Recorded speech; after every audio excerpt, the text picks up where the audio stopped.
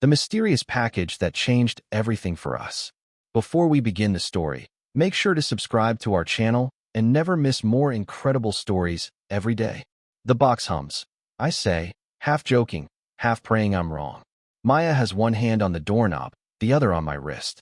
We've both worked nights enough to trust bad feelings, and this one feels like static crawling under the paint. It's barely sunrise, Tuesday, and the hall smells like the neighbor's burnt toast. The package sits dead center on our doormat like a dare, brown craft paper, nylon twine, label printed in a font I only ever see on DMV receipts.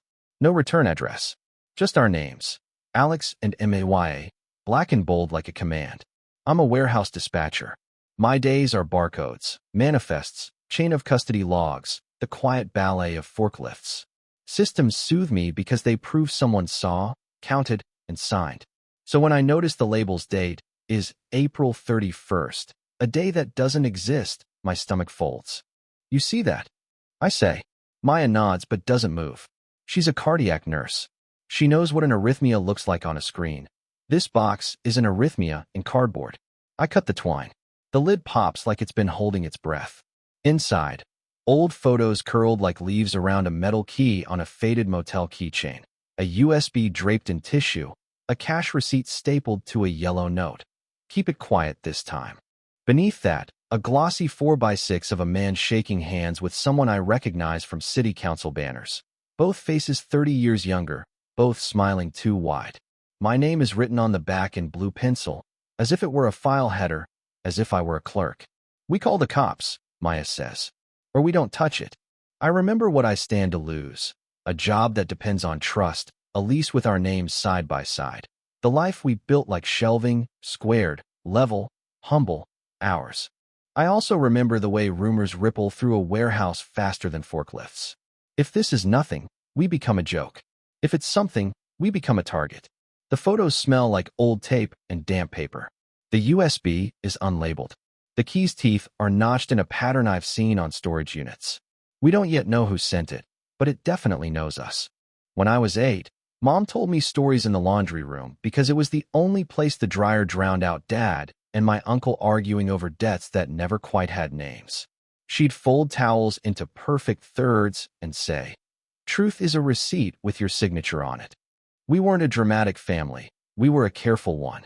We moved apartments often enough that the number on our mailbox felt temporary, but we kept every lease, every utility bill, rubber-banded and labeled in shoeboxes. I learned to read people by how they signed their names and whether they dated the line. Maya comes from steadier stock. Her parents send cards on time, never forgetting stamp corners need to be unbent to run through machines. When we met, she said she loved that I noticed the way things are sealed. It made her feel safe. Lately, it's made us fight. I check the door twice. I angle the peephole, tape over webcams, keep logs of weird calls. She says I'm turning our home into a workplace. Underneath that is a deeper cut. Money. We're saving for a second-hand car to ditch the night bus. I've been taking extra weekend shifts. She picks up per diem hours that leave her hollow-eyed. Theo is loud love, big hugs, bigger promises. He hates scandal the way cats hate baths. Drama costs rent, he says.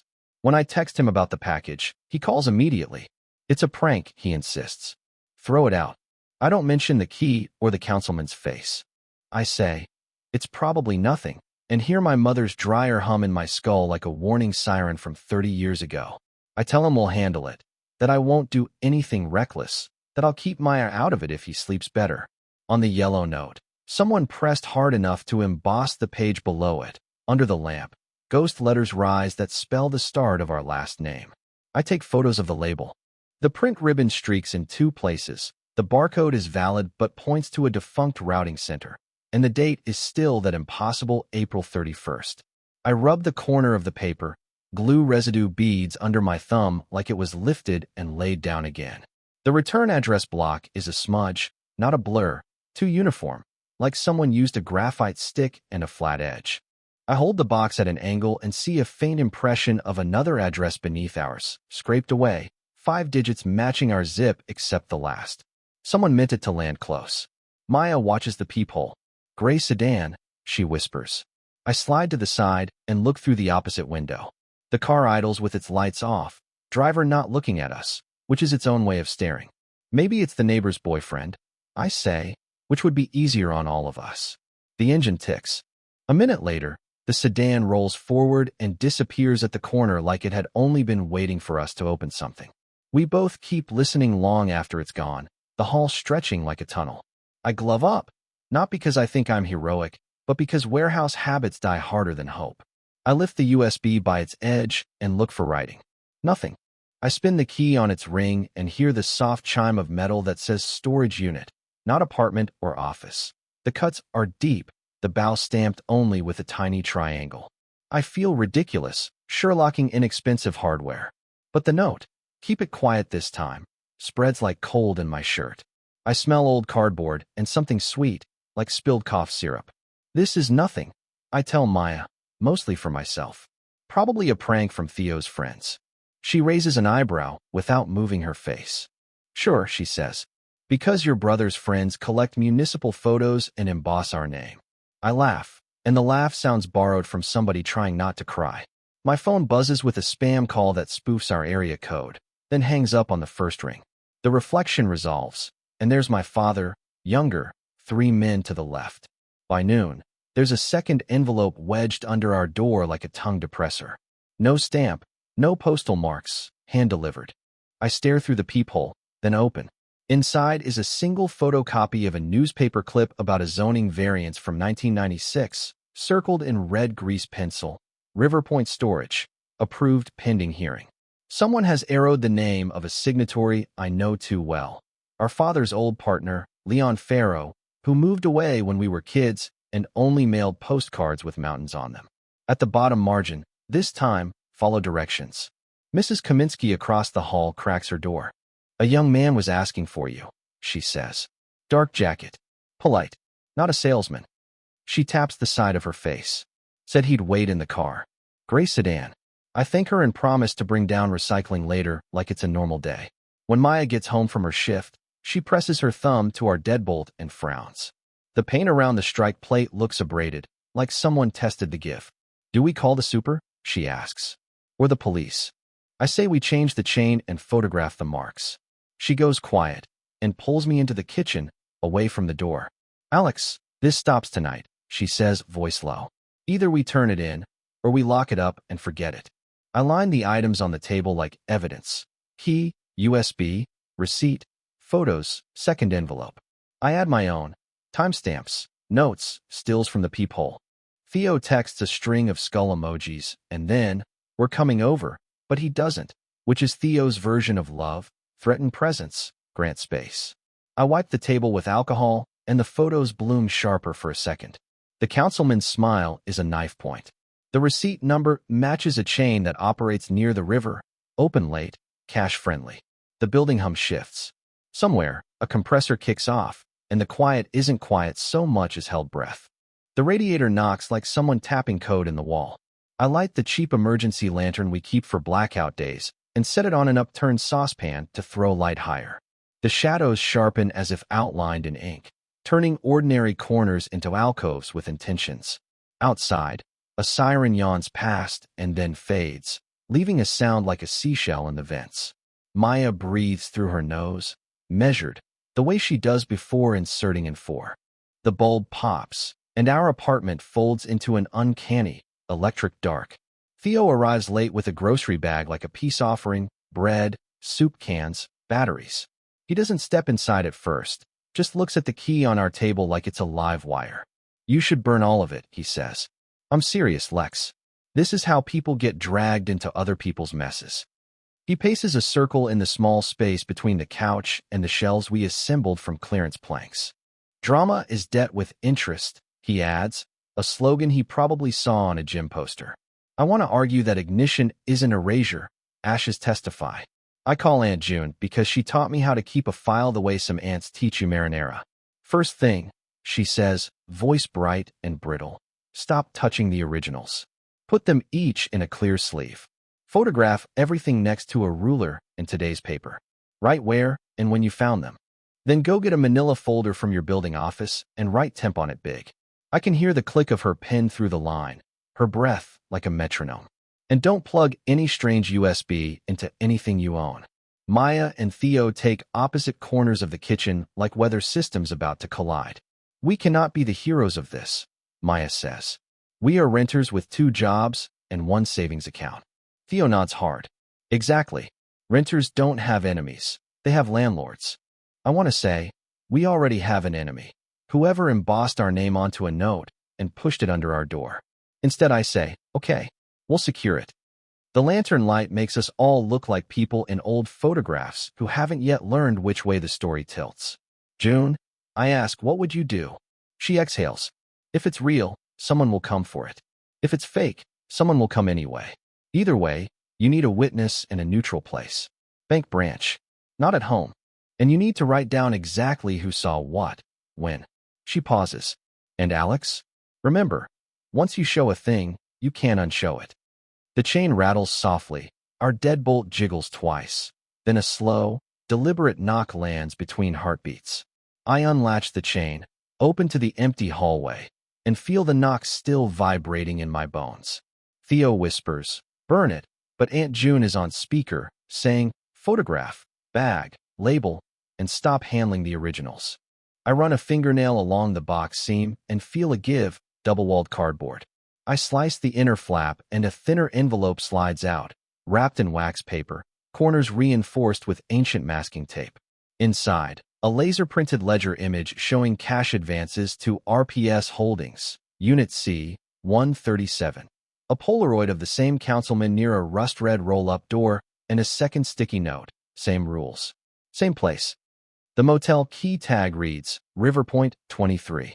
The cash receipt on top, River Mart number 14, shows $8.39 at 11:02 p.m. Clerk ID 612, 4 nights ago.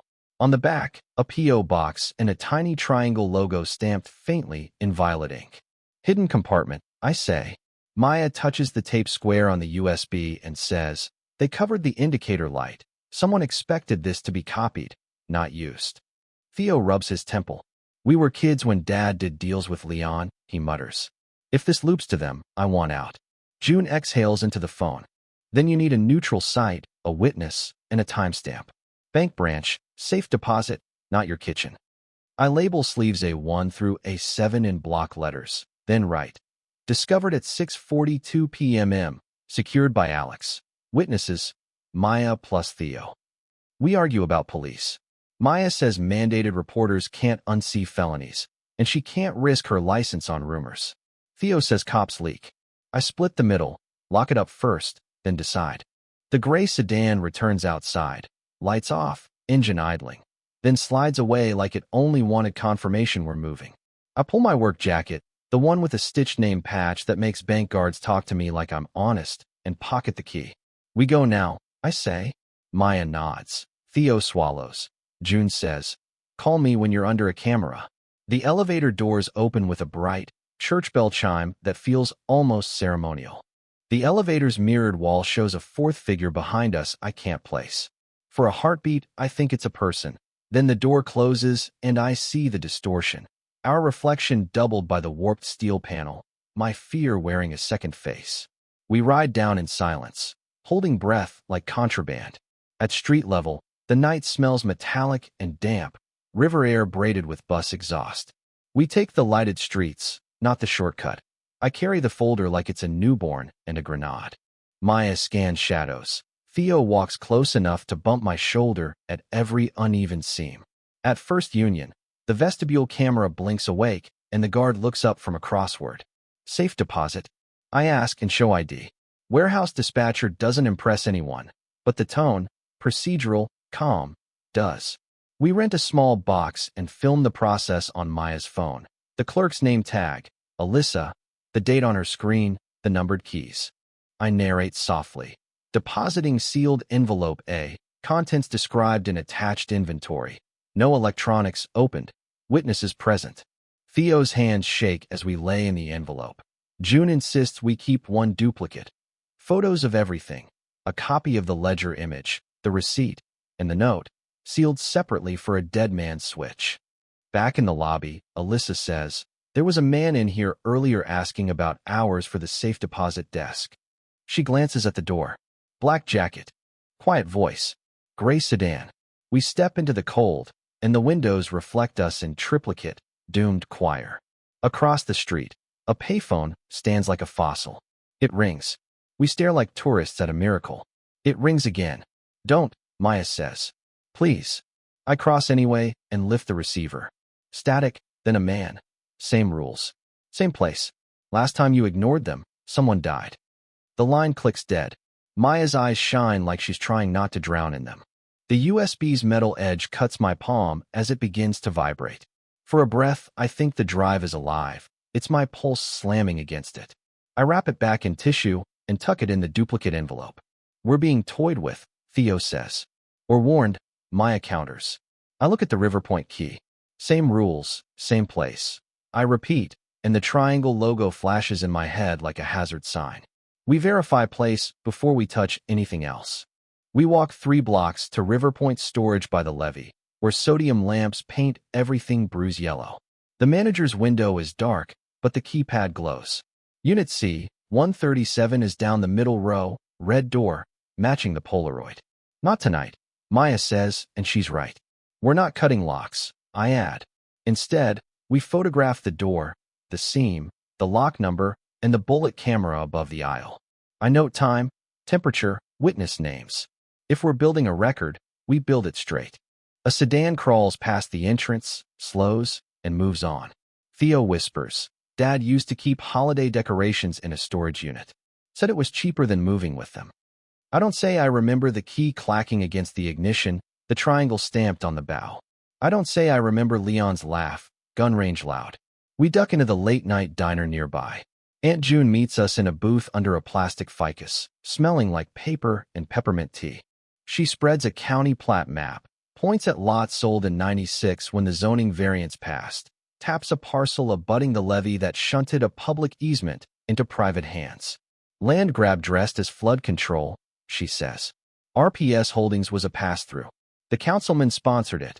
Leon notarized filings. Your father's name doesn't appear. She slides over the ledger image.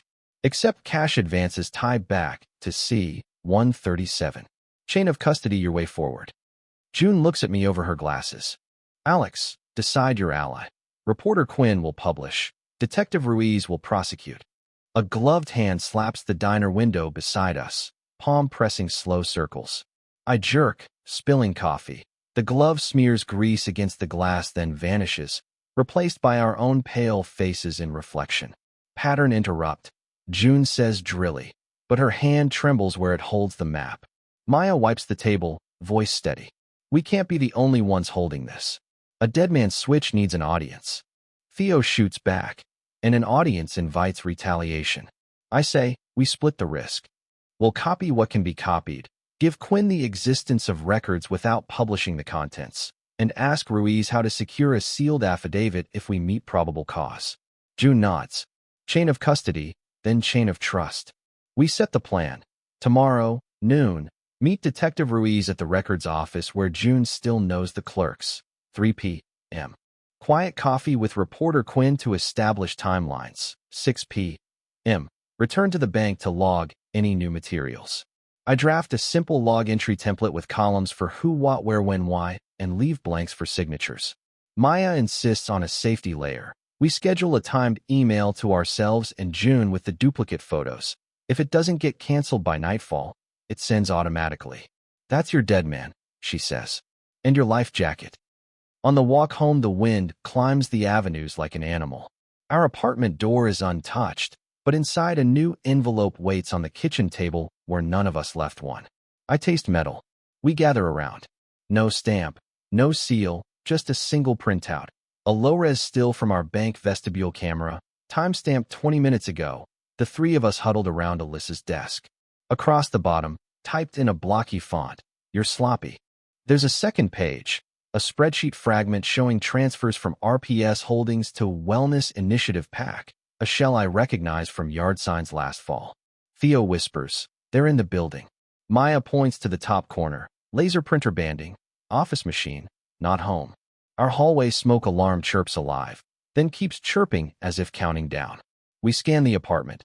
No smoke, no heat, Just that high, clinical pulse. I pull the battery. It keeps chirping. Someone hardwired it to the building's panel. I call the super. No answer. June says, out. Now. Staging smoke alarms is a landlord trick or a predator's. We grab the folder. Go. Lock twice. Wedge the chair under the knob. In the stairwell, we hear footsteps flatten, then resume above us. We take the stairs 2 at a time, burst onto the street, and cross without checking. The gray sedan idles half a block down, windows black. It rolls forward, passes us, turns the corner, and dissolves into headlights. We head to June's place. Brick duplex, lace curtains, ceramic roosters, where she keeps her own small safe. We stow the duplicate envelope, then sit at her kitchen table like kids sent home from school for a storm. June brews tea strong enough to stand a spoon. My phone rings, block number. I let it go to voicemail. The transcript arrives in a second. Same rules. Same place. Last time, someone died. I decide against sleep. We hold to the plan. I say. Maya nods, eyes rimmed red. Theo scrubs his face.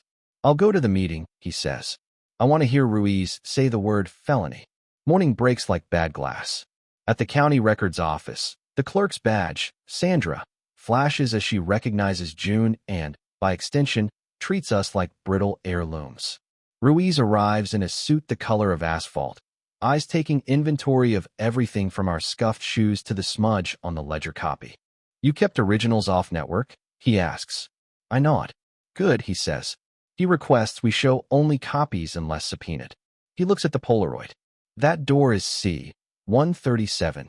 Camera above it feeds to a DVR in the manager's office. If that still exists, it's evidence. Ruiz glances through the window as a familiar shape glides past the curb. The gray sedan parks beside a cruiser, and a uniformed cop steps out. Ruiz clocks the cruiser, then the sedan, then the uniform. Relax, he murmurs. That's Officer Delgado, property crimes. If the sedan's tailing you, he'll clock them too. Delgado enters, nods to Ruiz like colleagues acknowledging a storm they can't cancel, and posts by the elevator with a bored look that reads, I'm a wall with eyes. It steadies me more than I expect. Sandra waves us into a side room where she can notarize. June arranges the documents like a dealer fanning a sober game. Photos, the ledger image, the USB sealed in a bag, my notes written in block letters. We walk through the story in present tense, because present tense pins a thing to the table. Ruiz keeps it simple. What arrived, when it arrived, who touched what, who watched. He dictates a numbered inventory, Sandra stamps, and the clap of rubber against paper sounds like tiny hammers driving nails. Theo keeps glancing at Maya as if bracing for a verdict. Maya keeps her hand on my forearm like a metronome set to calm. We need a public stage. Sandra says the bank's community conference room is reservable if a manager is present. They use it for compliance seminars and trust account audits. Public-facing, Ruiz says, pleased. We stage a records compliance demonstration and invite the necessary eyes. June drafts notices invoking the open records statute. Once it's logged, cameras roll, minutes exist, and any interference looks like guilt instead of confidence. Make them choose optics or secrecy. Theo whispers, surprised by his own courage. I text reporter Quinn, neutral room, cameras, embargo until after a public hearing, attend as observer only. She replies, chain of custody or I walk, which perversely makes me trust her more. Maya adds a layer. A timed email to my union rep stating we're cooperating with law enforcement. If anything happens, the message forwards with names, times, and the phrase do not delete. I schedule it and feel my ribs loosen. Delgado strolls past the lobby windows, taps the sedan's glass. It lowers 2 inches, then slides back up like a tongue returning to a closed mouth. Ruiz signs the notices, Sandra notarizes, and we reserve the room for noon tomorrow. June squeezes my shoulder. Daylight is a disinfectant and a theater, she says. Use both. Theo pockets the printed agenda like a talisman. Maya leans into me and, for the first time since the box arrived, lets her weight rest. Tomorrow we give this story an audience with clocks and pins and fluorescent lights and nowhere to hide. My phone buzzes. Someone added tomorrow's meeting to my calendar remotely. The conference room is colder than the lobby, colder than the street. Fluorescents buzz like hornets. Manager Patel greets us with a professional smile that doesn't reach her eyes. Recording for compliance, she says, tilting her chin at a smoke dome camera. Sandra sets her notary's seal. June lays out the inventory. Ruiz places a right blocker and a city laptop at the center like a small altar to process. Theo reads the agenda twice, lips moving. Reporter Quinn slips in with her phone powered down and a battered notebook that survived 3 mayors. Delgado stands inside the door, both palms resting on his belt, expression carved from drywall. We start with the envelope recovered from archives, sealed in 1996, addressed to RPS Holdings, notarized by Leon Farrow. June recites the chain, docketed during a variance appeal, misfiled into miscellaneous, resurrected by formal request. Sandra verifies the seal. Patel initials the log. Ruiz opens it with a micro spatula. Inside, a letter from RPS Holdings, managing member, guaranteeing repayment for advance expenses related to River Point parcel consolidation, and a photocopy of a cashier's check to Wellness Initiative PAC. Amount, $47,500. Memo, community flood education. Quid pro quo dressed as outreach, Ruiz murmurs. Show endorsements, Quinn says. The photocopies reverse shows a stamped trail landing in a First Union account ending in 7103. Patel folds her hands. We don't discuss clients. Quinn doesn't look up. You just confirm there is one. Delgado's eyelids don't flicker. Using the right blocker, Ruiz images the USB. Nothing mounts to the OS. A forensic window lists directories by hash. He exports viewable files, scanned affidavits, photographs of Unit C-137's red door, a camcorder rip of a hearing where the councilman swears under oath he never contacted RPS Holdings. The transcript timestamp, May 14th, doesn't match appended phone logs. 7 calls that same week to a number registered to Triarch Leasing, Riverpoint's vendor. June draws a neat line with her pen, Councilman Shell Vendor Unit. When she looks up, nobody breathes. Patel's bracelet spells 7103, and her pen freezes mid-signature.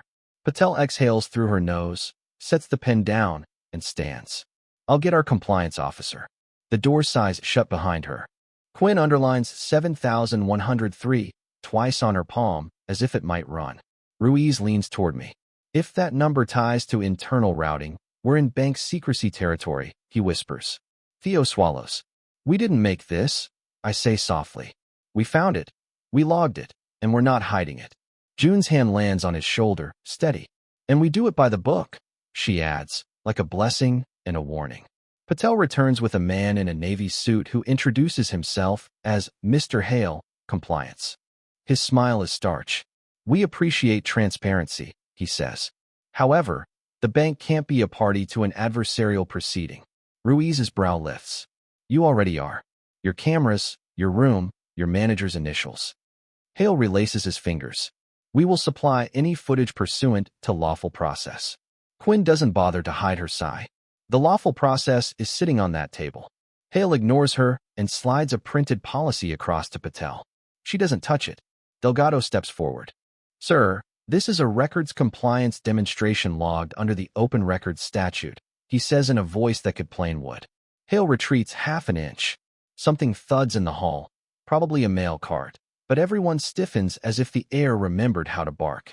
Ruiz prints the forensic summary, seals copies in evidence bags with tamper tape the color of a stoplight, and nods for Sandra to stamp across the seams. Quinn films his hands, not the faces. Theo lets out a laugh that sounds like a tire catching its bead. Fallout begins before we can leave. A neighbor texts me a blurry photo of our building with patrol cars outside. The group chat bubbles with you good? My supervisor emails, heard you're involved in an investigation. Confirm you can complete Friday inventory. Maya's manager asks if her home situation is stable for patient care.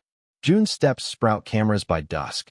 Quinn slips out through the alley and messages. They're shopping a deniable quote. Expect soft character attacks. Ruiz pockets the sealed bags and says, lock your doors, and for once, let other people worry. The gray sedan idles wrong way below, its driver watching our kitchen. We learn how to breathe without waiting for the knob to twitch. June's neighbor is a therapist who takes walk-ins on Tuesdays. She slots us between grief and court prep. Trauma loves puzzles, she says. It convinces you that solving them will save you. Set boundaries like sandbags. Let the river show itself. We draw a safety plan on printer paper, alternate housing, burner numbers, a list of who gets copies, Ruiz, Quinn, union rep, and a red ink box that reads never open originals at home. Below it, I write, truth needs witnesses more than heroes. Maya drafts her conditions in writing. Cooperate with Ruiz, not private investigators. Meet only in public places with cameras. Document chain of custody on paper and video. Never take the USB onto personal networks. Theo adds his. If this threatens Mom's pension or our lease, ask the DA to shield names until indictments. I add mine. No more secrecy between us, even if the truth costs sleep. We sign, date, and photograph the page like a treaty between flood and shore. Ruiz calls from the records office. Riverpoint's manager produced DVR footage. Camera above C-137 captured someone opening the unit after hours 2 weeks ago with a key and a flashlight. Timestamp 11:08 p.m. Same minute as your River Mart receipt. We're enhancing the face. He hesitates. Also, Wellness Initiative PAC filed an amended disclosure this morning. New treasurer, the councilman's cousin.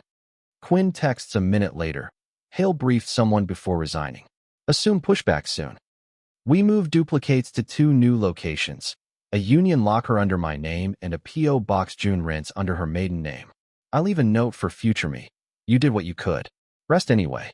That night we eat by the window fan like summer before everything had names. Theo laughs at something dumb, and the sound startles us with its ordinary grace. Maya squeezes my hand and doesn't let go because the words are already printed and signed. Riverpoint emails. Unit C, 137 flagged for lock replacement after unauthorized access. Closure isn't a switch, it's a series of steady clicks. The DA opens an inquiry. Ruiz hands off neat stacks. Quinn publishes a careful piece about procedural irregularities that reads like someone opening a window in a stale room. The councilman calls it a smear. Mr. Hale resigns for personal reasons. Patel takes leave. Riverpoint changes locks at noon with 2 officers present and a clipboard taller than a toddler. We sleep at June's for a week and then go home, where the door looks like a door again. The gray sedan disappears. The smoke alarm chirps once and behaves. The building feels like a building, not a throat. I go back to dispatch. Pallets still arrive at dawn. Forklifts still nudge tons into inches. The work doesn't change, I do. I keep a notebook with 5 columns and 1 promise at the top. Do not carry secrets that belong to institutions. At lunch, Theo admits he called Mom. He told her what he could. She cried and said the river has always taken more than it gave. Maya and I buy a cheap secondhand car with a trunk big enough for groceries, not evidence. We stick a sunshade in the windshield and tape a tiny checklist inside the visor. Breathe. Write. Photograph. Witness. People ask for advice like there's a trick. There isn't. There's a practice. Write down what happened, where it happened, and who saw it. Photograph your fear next to a ruler in today's paper. Put witnesses around the truth until the truth can stand without shaking.